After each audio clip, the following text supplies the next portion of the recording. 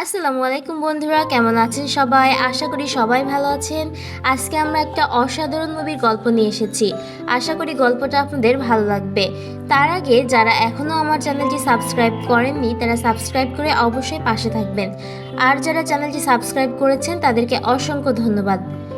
চলুন তাহলে বেশি কথা না বলে আমরা গল্পটা শুরু করি। সিনেমা শুরুতে আমাদেরকে একটা শহর দেখানো হয়, যেখানে ম্যারি নামের একটা মেয়ে রাতের খাবার তৈরি করছিল। তখন সে দেখে একটা ছোট্ট ইঁদুর তার খাবার চুরি করছে, কিন্তু সে ইঁদুরটাকে তাড়িয়ে না দিয়ে তার খাবার থেকে এক টুকরো খাবার ইঁদুরকে দেয়। ঠিক তখনই সেখানে হঠাৎ আলো চলে আসে, মানে জাদুকরি আলো। তখন সেই আলো ম্যারিকে বলে, খুব শীঘ্রই তোমার ঘরে একটা জাদুকরি বাচ্চা আসবে। এবং ম্যারিকে আলো বলে, গর্ভে তোমার যে বাচ্চা জন্মগ্রহণ করবে ওই বাচ্চাই এই রাজ্যের রাজা হবে। এরপর ওই আলোর ফেরেস্তা বহি কণ্ঠ মেরিকে তার বাচ্চার খেয়াল রাখতে বলে। মেরি এটা শুনে খুবই খুশি হয় এবং ভাগ্যের কারিশমা বলে মেনে নেয়। তারপর আমরা দেখতে পাই সেই আলোটা ঘর থেকে বের হয়ে আকাশের তারা হয়ে গেছে এবং সেই তারাটি জ্বলজ্বল করে জ্বলছে। আর এই সব কিছু ওই ইঁদুরটা শুনতে এবং দেখতে পায়। সে দৌড়ে গিয়ে তার বন্ধুদের খবর দেয়। সকল প্রাণীদের মাঝে এই খবরটা ছড়িয়ে যায়। তারপর থেকে সবাই ওই তারার দিকে তাকিয়ে থাকে। এরপর আমরা গো নামের একটা গাধাকে দেখতে পাই। সে তার বাবার সাথে একটা গম ভাঙার মিলে কাজ করত। গো নামের এই গাধাটি তার বাবাকে বলে, এই তারাটি তাদের ভাগ্য বদলে দিতে পারে এবং আমি খুব শীঘ্রই এই বন্দিশালা থেকে মুক্ত হয়ে যাব। কিন্তু তার বাবা বলে, কাজে মনোযোগ দাও, এসব আমাদের ভেবে কাজ নেই। এরপর সকালবেলা একটা পাখি আসে যার নাম জেফ। সে এসে গোকে বলে, আজকে আমাদের শহর দিয়ে রাজকীয় একটা মিছিল যাবে। এটা শুনে গো অনেক খুশি হয়।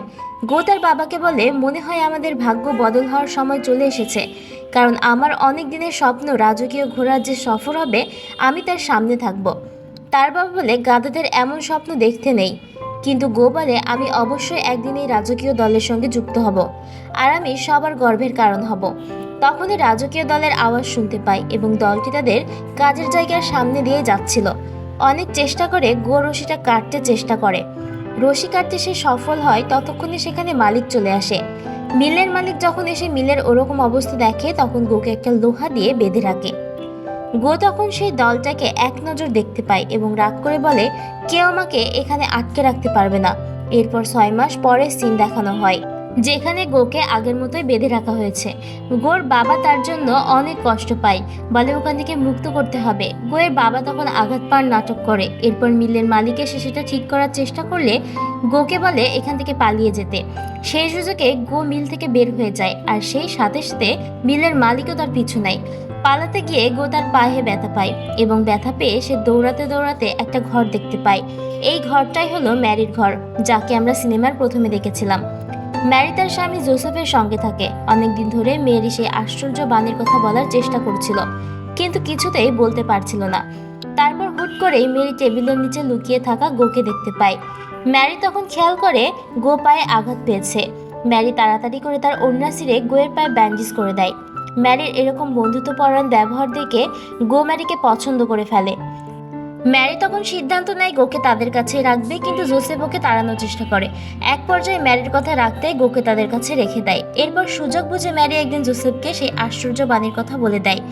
জোসেফ প্রথমে এটা শুনে ঘাবড়ে গেলেও পরে আস্তে আস্তে মেনে নেয়। এদিকে আমরা গোকে দেখতে পাই, এখানেও তার ভালো লাগছে না। সে রাজকীয় দলের সঙ্গে যুক্ত হতে চায়। গো সেখান থেকে পালানোর চেষ্টা করে। এরপর সেখানে তার বন্ধু ডেভেন আসে এবং বলে, তুমি বাইরে বের হলে তোমার এখন বিপদ, কারণ তোমার মিলের মালিক তোমাকে এখনো খুঁজে বেড়াচ্ছে, আর তোমার পা ঠিক না হওয়া পর্যন্ত এখানে থাকা উচিত। পা ঠিক হলেই তুমি এখান থেকে পালিয়ে গিয়ে রাজকীয় দলের সঙ্গে যুক্ত হতে পারবে। এরপর আমাদের 3জন ব্যবসায়ীকে দেখানো হয়, যারা উট নিয়ে মরুভূমির পথ দিয়ে এই রাজ্যে আসছে, আর সবার কাছে একটা করে উপহার বক্স আছে। এই উপহারটা তারা ওই বাচ্চাকে দেবে, মানে যখন জন্ম হবে তখন এই উপহারটি দিবে। তাই জন্য তারা এই রাজ্যের রাজার সঙ্গে দেখা করে।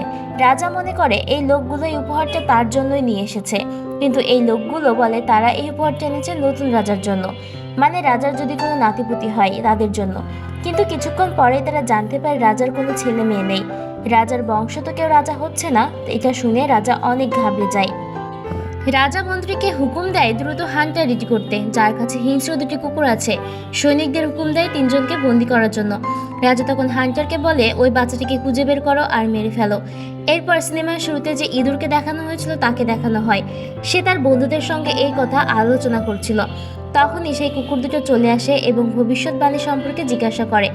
ইঁদুরটা তখন এতটাই ভয় পেয়ে যায় যে সব সত্যি কথা বলে যায়। হান্টার তখন কুকুর দুটোকে নিয়ে ম্যারির শহরের দিকে রওনা হয়। এদিকে আমরা গোকে দেখতে পাই, সে ম্যারির বাসায় বেশ আনন্দে আছে। গো তখন দেখে জোসেফ তাকে একটা যানবাহনের সঙ্গে জুড়ে দেওয়ার চেষ্টা করছে। তারা ওই গাড়ি করেই সেই মিথিহাম শহরে যাবে। আর এখানকার কিছুটা কাহিনী জিসাস এবং যিশু থেকে নেওয়া হয়েছে, তবে কাহিনীটা ভিন্ন। ডেভিন তখন গোকে বলে, তুমি যদি ওই গাড়ির গাধা হও তাহলে কখনোই রাজকীয় দলের সঙ্গে যুক্ত হতে পারবে না। এটা শুনে গো কিছুতেই জোসেফের কাছে ধরা দেয় না। ম্যারি তখন বলে, সমস্যা নেই, আমরা পায়ে হেঁটে চলে যাব। ম্যারি এবং জোসেফ যখন দরজা বন্ধ করে সেখান থেকে চলে যায়, অন্যদিকে সেই হান্টার এবং কুকুর সেখানে পৌঁছে যায়। এরপর তারা ম্যারির বাড়িতে ঢুকে পড়ে। ভেতরে ঢুকিয়ে গোকে জিজ্ঞাসা করে, তোদের বাড়িতে একটা ম্যাজিকের বাচ্চা জন্ম নেওয়ার কথা আছে, সেই বাচ্চা তার মা কোথায়? কিন্তু গো তাদেরকে কিছুই বলে না। এর সঙ্গে গো জানতে পারে সে যে বাড়িতে আছে ওই ভবিষ্যতে রাজা হবে। গো ওই তারাটি সম্পর্কে জানতো, কিন্তু সে যে এই বাড়িতেই জন্মাবে সেটা জানতো না। যাই হোক, গো তাদেরকে কিছু না বললেও গোয়ের পায়ে যে ওড়না দিয়ে ব্যান্ডেজ করা আছে সেটার মাধ্যমে তারা ম্যারিকে খুঁজে বের করতে পারবে। এটা দেখে গোয়ের অনেক চিন্তা হয় এবং সেভাবে বাইরে গিয়ে ম্যারিকে বাঁচাবে। বাইরে গো বের হলে ডেভিন তখন অনেক বাধা দেয় এবং বলে, তুমি যদি বাইরে যাও তাহলে তোমার আগের মালিক তোমাকে ধরে ফেলবে। তারপরও গো কোনো বাধা মানে না, সে বাইরে বের হয়ে যায় ম্যারিকে বাঁচানোর জন্য। কিন্তু একটু পরেই আমরা দেখতে পাই যে ওই দুইটা কুকুর একটা ষড়যন্ত্র ছিল। আসলে এই কুকুর দুটোর ঘ্রাণ শক্তি অতটাও নেই। ওরা দেখতে চাইছিল গো কোথায় যায় আর তার পিছনেই ম্যারিকে ধরে ফেলবে। ডেভিন যেহেতু উঠতে পারে তাই সে শর্টকাট রাস্তা দিয়ে গোকে খুব সহজেই ম্যারির দেখা মিলে যায়। কিন্তু ম্যারির কাছে পৌঁছানোর জন্য গোকে একটা গভীর খাদ পার করতে হবে। গো তখন কোনো কিছু না ভেবেই সেখান থেকে নামার চেষ্টা করে। নামার সঙ্গে তার সঙ্গে একটা ভেড়ির পরিচয় হয়। ভেড়িটি তখন বলে, আমি আমার পরিবারের সঙ্গে ছিলাম, কিন্তু যখন থেকে ওই তারাটি আকাশে জ্বলজ্বল করে উঠেছে আমি ওই তারাটির পিছু নিয়েছি। শুনেছি একটা জাদুকরের বাচ্চা জন্মগ্রহণ করতে চলেছে এবং সেই নাকি এই রাজ্য রাজা হবে। রাজাকে আমি দেখতে চাই। গো তখন ওই ভেড়িটাকে সবকিছু খুলে বলে। ভেড়িটা তখন গোকে খাদ থেকে নামতে সাহায্য করে। ওদিকে ম্যারি এবং জোসেফ শহরের দিকে রওনা হয়েছে। গো তখন ওই ভেড়িটাকে বলে, হান্টার এবং তার কুকুর দুটো ম্যারিকে মেরে ফেলতে চায়। ভেড়িটা তখন বলে, আমি থাকবো তোমার সঙ্গে তোমাকে সাহায্য করার জন্য। হান্টারও তার কুকুর দুটো নিয়ে গোয়ের পিছু নিয়েছে। অন্যদিকে সেই তিনটা উট লুকিয়ে লুকিয়ে রাজপ্রাসাদের সব কথা শুনতে পাচ্ছে। বাচ্চাটাকে তারা তো মারবে, কিন্তু বাচ্চাটাকে খুঁজে পাওয়া যাচ্ছে না, তাই সিদ্ধান্ত নেয় বণিকদেরকে ছেড়ে দেওয়া হবে এবং তাদের মাধ্যমে বাচ্চাটিকে খুঁজে বের করবে এবং মেরে ফেলবে। এরপর 3 বণিককে ছেড়ে দেওয়া হয়। এদিকে ওই 3 উট সবকিছু শুনতে পায়। তারা সিদ্ধান্ত নেয় যেভাবেই হোক অনাগত রাজাকে রক্ষা করবে। খুব তাড়াতাড়ি গো, ভেরি এবং ডেভেন জোসেফ এবং ম্যারির কাছে পৌঁছে যায়। ম্যারি এবং জোসেফ গোকে দেখে সেখানে খুবই অবাক হয়ে যায়। তারা দুজনে ভাবতে থাকে গো এখানে কিভাবে এলো। গো তখন নানা রকম অঙ্গভঙ্গি দিয়ে বোঝানোর চেষ্টা করে, কিন্তু মানুষ না হয় তাদের কথা কিছুই বুঝতে পারে না। গো তখন হান্টার এবং কুকুর দুটোকে দেখতে পায়। সামনে একটা মেলা হচ্ছিল। গো তখন জোসেফ এবং ম্যারিকে সেই মেলার ভেতরে নিয়ে যায়। ততক্ষণে হান্টার মেলার মধ্যে এসে ম্যারিকে খুঁজতে থাকে। তখন গো একটা লোককে হান্টার মনে করে আঘাত করতে যায় এবং মনোযোগ সরাতে যায়, কিন্তু দেখে এটা আরেকটা লোক। এরপর হান্টার ম্যারিকে খুঁজে বের করে ফেলে। হান্টার ম্যারিকে মেরেই ফেলতে যাচ্ছিল, তখনই গো ভাবে তাকে কিছু একটা করতেই হবে। গো তখন জোসেফের গাড়িতে ধাক্কা মারে এবং ওই গাড়ির ধাক্কায় মেলায় অনেক ভাঙচুর হয়। আর হান্টার তখন কুয়ার ভেতরে পড়ে যায়। গো তখন ম্যারিকে টানতে থাকে। ম্যারি তখন বলে গোয়ের জন্যই মেলায় এত ক্ষয়ক্ষতি হলো, কিন্তু এটা বুঝতে পারে না তাকে বাঁচাতে গিয়ে এত ক্ষয়ক্ষতি হয়েছে। ওদিকে হান্টার কুকুরগুলোকে বেঁধে রেখেছিল, যার কারণে কুকুরগুলো আটকা পড়েছে। এরপর ম্যারি এবং জোসেফ মেলা থেকে বের হয়ে যায়। মেলায় যে ক্ষয়ক্ষতি হয়েছিল তার জন্য জোসেফ অনেক রেগে যায়। জোসেফ বলে, আমি এই গাধাটাকে আর আমার সঙ্গে রাখবো না। কিন্তু ম্যারি বলে, তুমি শান্ত হও। কিন্তু জোসেফ কোনো কথাই শোনে না। এটা শুনে গো তখন উদাস হয়ে তার বন্ধু ডেভিনকে নিয়ে সেখান থেকে চলে যায়। ভেরিটা তখন গোকে থামানোর অনেক চেষ্টা করে, কিন্তু কিছুতেই পারে না। এদিকে হান্টার প্রায় উঠে এসেছে। তার কুকুরগুলোকে সাথে নিয়ে ম্যারিকে আবারও খুঁজতে বের হয়ে যায়। এদিকে গো না থাকায় ম্যারির মন অনেক খারাপ ছিল। গো তখন ডেভিনকে নিয়ে রাস্তা দিয়ে যাচ্ছিল। তখন সে একটা রাজকীয় দল দেখতে পায়। এটা দেখে গো তখন দৌড়ে সেই রাজকীয় দলের কাছে যেতে থাকে। দৌড়াতে দৌড়াতে ম্যারির ওড়না দিয়ে ব্যান্ডেজ করা কাপড় খুলে যায় এবং সেটা উড়ে যায়। কাপড়টা দেখে গোয়ের তখন ম্যারির কথা মনে পড়ে। গো বলে, ওরা যাই করুক না কেন ম্যারিকে একা ছেড়ে আসা আমার উচিত হয়নি। গো তখন ডেভিনকে বলে, তুমি ওই রাজকীয় দলের সঙ্গে যাও, তোমার স্বপ্ন পূরণ করো। কিন্তু ডেভেন একা যেতে চায় না। সে বলে, এটা আমার একার স্বপ্ন নয়, আমাদের দুজনের স্বপ্ন ছিল। স্বপ্ন পূরণ করলে একসঙ্গে পূরণ করব, আর ম্যারিকে বাঁচালে একসঙ্গে বাঁচাবো। এরপর তারা দুজনে মিলে আবারও ম্যারিকে বাঁচানোর জন্য যায়। এদিকে জোসেফ এবং ম্যারিকে দেখানো হয় রাস্তা দিয়ে যেতে যেতে তাদের গাড়িটা ভেঙে যায়, এবং এটা দেখে জোসেফ অনেক রেগে যায়। রাগের চোটে সে ম্যারিকে অনেকগুলো কথা শুনিয়ে দেয়। এসব কথা শুনে ম্যারি সেখান থেকে মন খারাপ করে চলে যায়। এটা দেখে জোসেফ অনুতপ্ত হয়। জোসেফ পেছনে তাকাতেই দেখে গো সেখানে চলে এসেছে। গো তখন জোসেফকে খেলতে খেলতে না ম্যারির কাছে নিয়ে যায়। জোসেফ তখন ম্যারির কাছে ক্ষমা চায় আর বলে, আমরা একসঙ্গে মিলে সমস্ত কিছু করব। অন্যদিকে সেই বণিক এবং হান্টার মিথিহাম শহরের দিকে এগিয়ে আসছে। শীঘ্রই জোসেফ, ম্যারি এবং গো এই শহরটিতে পৌঁছে যাবে। বিশ্রাম নেওয়ার জন্য জোসেফ একটা হোটেল খোঁজে। গো তখন এখানে তার সেই পুরনো মালিককে দেখতে পায়। আসলে এই মালিকও তার কোনো কাজে একটা এসেছে। গোকে দেখেই ওর মালিক তখন তাকে ধরে ফেলে। ডেভেন এবং ভেরিটা ওকে বাঁচানোর চেষ্টা করে।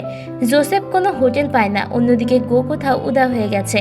এদিকে সেই বণিকগুলো শহরে পৌঁছে গেছে এবং তাদের উটগুলোকে বেঁধে রেখে ওই বাচ্চাটিকে খোঁজার জন্য বেরিয়ে পড়ে। এরপর গোয়ের সেই পুরনো মালিক তাকে একটা আস্তানায় বেঁধে রেখেছে। সেখানে আরও নানা ধরনের প্রাণী আছে। তার মালিক এখন সম্ভবত গরুর দালালের ব্যবসা করতে শুরু করেছে। আস্তানায় থাকা প্রাণীগুলো বলে ওই তারার আলো তাদের খাবারের ওই জায়গায় এসে পড়েছে। গত 9 মাস ধরে তারা ঘুমাতে পারছে না। গো তখন বুঝতে পারে ওই বাচ্চার জন্ম হবে এই আস্তানায়। এই জন্য তারাটি তাদেরকে এই জায়গায় নিয়ে এসেছে। গো তখন ওই প্রাণীগুলোকে সমস্ত সত্যি কথা বলে দেয় এবং প্রাণীগুলো গোয়ের ওই বাচ্চাটিকে বাঁচানোর জন্য রাজি হয়ে যায়। এরপর ওই প্রাণীগুলো গোকে সেখান থেকে বের হতে সাহায্য করে। গো বের হয়ে ম্যারিকে খোঁজার জন্য বের হয়ে যায়। গো হান্টারও সেখানে পৌঁছে গেছে এবং যাওয়ার সময় ভেরি এবং ডেভিনকেও দেখতে পায়। গো তখন বলে, হান্টারের কুকুরদের সঙ্গে লড়াই করার জন্য আমাদের আরও প্রাণী সাহায্যের প্রয়োজন। এটা শুনে ডেভিন তখন শহরের ভেতরে যায় এবং রাস্তার মাঝে ওই 3টা উটকে দেখতে পায়। ডেভিন তখন ওই উটগুলোকে বলে সাহায্য করার জন্য, আর ভেরিটা তখন তার দলের কাছে যায় তাদের কাছে সাহায্যের জন্য। ভেরিটা তখন তার দলকে সেই ম্যাজিকের বাচ্চার কথা বলে এবং তাকে সাহায্যের কথা বলে, কিন্তু কেউ তার কথায় রাজি হয় না। সবাই বলে ওই ভেরিটা পাগল হয়ে গেছে। এসব সেটা অনেক রেগে যায় এবং অনেক চিৎকার করে ওঠে। তখনই সেখানে সেই জাদুকরি ফেরেশতার কণ্ঠ চলে আসে। আলোর ফেরেশতার কণ্ঠ তখন বলে, এই জাদুকরি বাচ্চা হবে তোমাদের ভবিষ্যতের রাজা, আর তাকে রক্ষার দায়িত্ব আমি তোমাদেরকে দিয়েছি। আলোর ফেরেশতার কথা শুনে সবাই রাজি হয়ে যায়। এদিকে জোসেফ এখনো কোনো হোটেল খুঁজে পাচ্ছে না। ম্যারি যেহেতু প্রেগনেন্ট, তাই যে কোনো সময় তার বাচ্চা হতে পারে, যার জন্য একটা জায়গার খুব দরকার, কিন্তু এখনো সে কোনো জায়গা খুঁজে পায় না। ম্যারির শরীর খারাপ দেখে জোসেফ তখন বাইরে তাকে বিশ্রাম নিতে বলে। গো তখন খুঁজতে খুঁজতে ম্যারির কাছে পৌঁছে যায়। অন্যদিকে দেখে হান্টারও সেখানে চলে এসেছে। গো তখন দৌড়ে জোসেফ ও ম্যারির কাছে যায় এবং ইশারা করে সে যেন তার পিছনে আসে। হান্টারও তখন কুকুরদেরকে পিছু নিতে বলে, কিন্তু কোনোভাবে গো ওদেরকে সেই আস্তানায় নিয়ে চলে আসে। সেখানে গিয়ে দেখে বাকি প্রাণীগুলো ওই জায়গাটা পরিষ্কার করে রেডি করে রেখেছে। জোসেফ তখন সেখানে ম্যারিকে বসিয়ে দেয়। গো তার সকল বন্ধুদেরকে ধন্যবাদ জানিয়ে বাইরে আসে। তার লক্ষ্য হচ্ছে ওই হান্টার এবং কুকুরগুলোকে আটকাতে হবে। গো তখন ওই কুকুরদের সঙ্গে লড়াই করতে থাকে, কিন্তু একটা গাধা কি আর কুকুরের সঙ্গে লড়াই করতে পারে? ততক্ষণে সেখানে হান্টারও চলে এসেছে। গোকে বন্দি করে ফেলে। হান্টার তখন সেই আস্তাবলের দিকে যেতে থাকে। ততক্ষণে সেখানে ভেরি আর তার পুরো দলকে নিয়ে চলে এসেছে। ভেরির দল তখন হান্টারের উপরে আক্রমণ করে বসে। ততক্ষণে ডেভেন 3টা উট নিয়ে চলে এসেছে। উটগুলো করে কি, হান্টার এবং কুকুরগুলোকে খাদের কিনারায় ঝুলিয়ে দেয়। তাদের এরকম অবস্থা দেখে গোয়ের অনেক কষ্ট হয়, তাই তাকে সাহায্য করার জন্য এগিয়ে যায়। তখনই বাচ্চার কান্নার আওয়াজ শুনতে পায়। কান্নার আওয়াজ শুনে হান্টার তখন আরও ক্ষেপে যায়। তার জন্য উপরে উঠে আসার চেষ্টা করে। নিজের ওজন কমানোর জন্য কুকুরগুলোকে নিচে ফেলে দেয়, কিন্তু গো ওই কুকুরগুলোকে বাঁচানোর জন্য ছুটে যায়। এদিকে হান্টার তার তলোয়ার ব্যবহার করে অলরেডি উপরে উঠে এসেছে, কিন্তু এতে করে সেই পুরো পাথরটাই ভেঙে যায় এবং হান্টার নিচে পড়ে গিয়ে মারা যায়। কিন্তু গো কোনোভাবে সেই কুকুরগুলোকে ধরে ফেলে, যে কুকুরগুলোকে উপরে উঠিয়ে নিয়ে আসে। এরপর তাদের গলা থেকে চেনটা খুলে দেয়। এই প্রথমবারের মতো কুকুরগুলো মুক্ত হয়। কুকুরগুলো তাদের ভুল বুঝতে পারে এবং সবাই মিলে তারা সেই আস্তানায় ফিরে আসে এবং সকল প্রাণীরা তার ভবিষ্যৎ রাজাকে দেখে খুবই খুশি হয়। তখন সেখানে সেই কুকুর দুটো চলে আসে।